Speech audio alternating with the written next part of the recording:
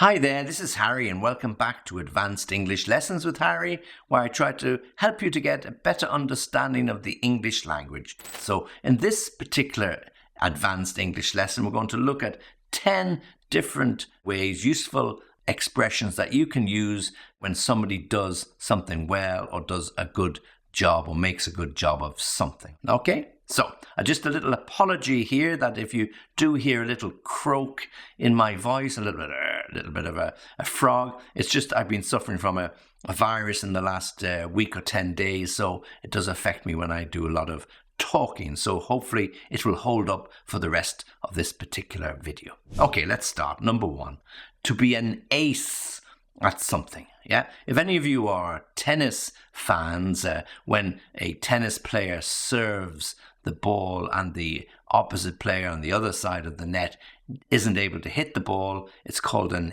ace. Okay, so when you ace something, you really do really well with it. So to be an ace at something means to be number 1, the best. And if somebody does a great job, or perhaps your kids get an amazing mark in that history or mathematics exam, you can say, wow, you aced it, or you really aced it. And that way they'll feel good and you'll feel cool because it's a good expression to use. So to be an ace at something, or to ace it. Wow, he really aced that exam. He did great, yeah, okay? Or in fact, your kids will probably use it before you do, and they might, if you ask them, how'd you get on the exam?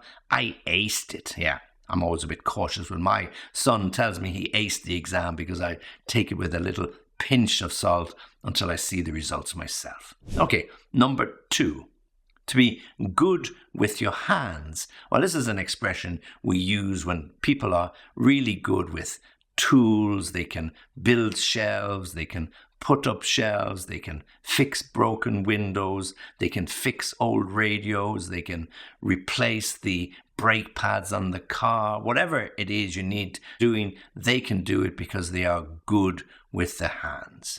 You know, that bit of work you're doing in the house, you should ask Liam to help you. He's really good with his hands, and you know what he's like. He would do anything for anybody. So to be good with your hands is to be able to do lots of different things: electrical, plumbing, woodwork and carpentry, any of those general DIY jobs around the house. Okay? Now, something similar, to be a dab hand. And usually the expression here is to be a dab hand at something. So you could be a dab hand at painting. You could be a dab hand at carpentry. You could be a dab hand at jigsaw puzzles. It doesn't matter what it is, but a dab hand means really good, top notch, somebody who's really good. Oh, he's a dab hand at photography. I mean, have you seen the quality of the photographs he takes? I mean, and he doesn't use any of this photoshopping. He's just really skillful. He has a great eye for photography, to be a dab hand at that. Okay? Now, you could be a dab hand at sports, all sorts of ball sports, no matter what it is. Tennis, table tennis, volleyball, cricket, football, anything involving a ball. This guy is really good. He's a dab hand at any sport that involves a ball or a racket. A dab hand.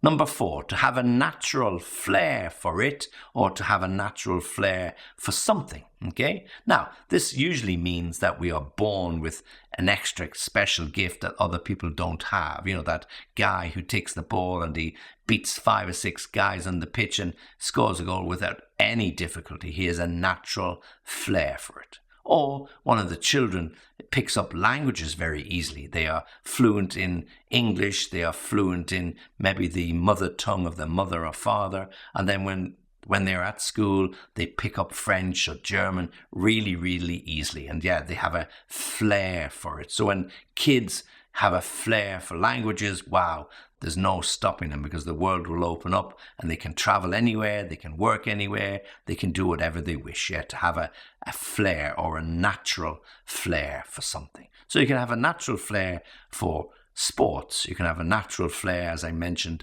for languages. You can have a natural flair for cooking. Yeah, something like that. Okay. If you do like this particular lesson, then please like the video, and if you can, subscribe to the channel because it really helps. Something very similar to having a natural flair is to have a natural or to have a gift for something. He has a gift for talking to people. He has a gift for making people feel at ease. He has a gift for languages. So again, similar to Flair, a gift is not something that he is being given by his grandparents for the birthday present, but something probably that he was born with. Yeah, he has a gift for it. And it means just generally, he's a little bit unusual. Some kids have to learn it. Some kids have to be well practiced, but he just has a gift for it. He's just able to take to it without any difficulty. So as soon as you put him into the swimming pool, off he goes without any instruction, swimming across the pool, up and down the pool, and you're just standing there in amazement. Wow, he has a gift or a natural gift for water. Yeah, so he's able to swim. Okay. To have an ear for something, and usually when we're talking about this, to have an ear for something, it's usually connected with music or singing or something like that. He or she, they've always been interested in music. They have an ear for it. I mean, they picked up the notes on the piano so quickly that, they had a few lessons, but within a couple of months, my goodness, they were playing tunes that you could never imagine. And I think the piano teacher is really surprised. So to have an ear for music, to have an ear for songs, or even an ear for poetry, perhaps. Yeah, so something that, again, is a natural flair or a natural gift. So to have an ear for music. To have an eye for detail is our next one, number 7, to have an eye for detail. So some people can be a little bit sloppy in the way they do things, a little bit messy, like you don't stay right inside the lines, or everything's not so neatly cut. But when somebody has an eye for detail, they make very few mistakes. They go into detail, everything in the very last little nth detail. Okay, so the painting on the wall is perfect. The coloring, when they're coloring with the kids in the coloring books, is perfect. The typing is neat. Everything is in the right way, the right format. So yeah, they have a great eye for detail. So a particularly useful skill to have when you're decorating your home, or if you're involved or working in the area of interior design. And of course, having an eye for detail is really important. If you're an architect and you're designing a house or redesigning somebody's house, you really need to see every little detail of that home, and then you bring it all out in your drawing so that when they do the work or the change or the renovation, they're going to be really happy. Wow, he's a great architect. I'd recommend him to anybody. Such an eye for detail. Yeah, he really gets the colors right. Every little bit, everything is perfect. In perfect symmetry, everything matches. To have an eye for detail.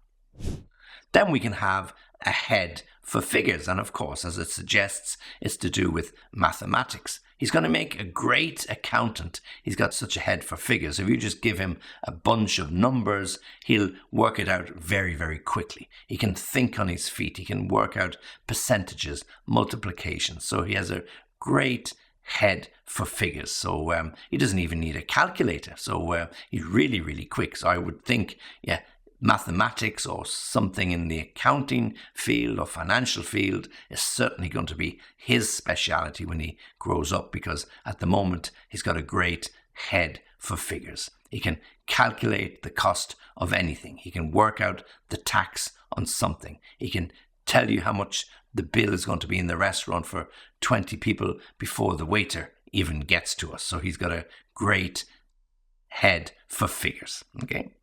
So when we say a head for figures, it means we can calculate something in our head. When we've got an eye for detail, we can see something very clearly. When we've got an ear for music, then we can hear something very clearly, understand the notes. So the part of the body, the eye or the ear or the head, dictates really what we're talking about when we're using something that somebody can do particularly well. Okay, now the next one, if you're a journalist, or you'd like to think that you could be a journalist, or you like writing stories or reporting on different things, then people might refer to you as having a nose, so the nose for a really good story. So lots of journalists, they write for local newspapers, they write for the national papers, they're all now based online. But some of these journalists you like to follow because they really, really look into something in great detail. And you can say, yeah, he's somebody to follow. He has a nose for a great story. So what might start off to be something simple or innocent or not too detailed, after several weeks, you can see that this guy's gone into it in such a great amount of detail. You're going to hear everything. So he's got a nose for a good story. So he's able to dig out information. He's able to find out information on people that you didn't know. He's able to notice and understand when there's something wrong, and perhaps it's worth investigating further. So somebody with a nose for a great story. Okay, that's number 9. So finally, number 10, to have a good memory, or indeed to have a poor memory. So if you never remember numbers, or you never remember dates of birth or things like that, then yeah, you've got a really poor memory. So you're not doing things so well. But if you have a good memory or a great memory, you don't have to be told a telephone number twice. You can remember it the first time, repeat it. You know everybody's date of birth. You know all the anniversaries. You know all the important events. What a guy! What a memory he's got. He's got a great memory. He can memorize anything, any number. Yeah. Some people have a gift for that particular thing. For me, I don't see it as so important. I've got a mobile phone, and in that I have all the telephone numbers that I need. My only problem is if I lose the mobile phone, what am I going to do? So if you can't remember where you put your phone, that it could indeed be a problem. So you need to have at least a memory that is sufficient to allow you to remember where you left your telephone.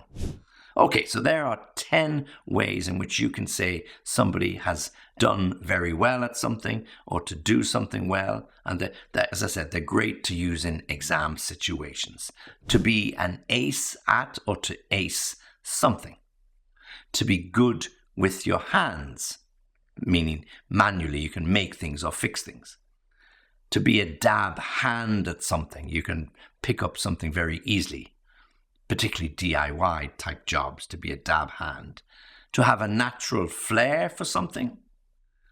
To have a gift for something. To have an ear for music. To have an eye for detail in photography. To have a head for figures as an accountant or financial advisor. To have a nose like a journalist for a good story, a meaty, juicy story, to have a nose for a good story. And finally, to have a good memory, or indeed to have a poor or a bad memory. Okay, so 10 different ways, useful vocabulary expressions that you can use and impress your native friends. Okay, so this is Harry thanking you for listening. And once again, if you need to contact me, you can do so www.englishlessonviaskype.com. This is Harry thanking you for watching, thanking you for listening, and just remember, have a good memory and join me again for the next lesson.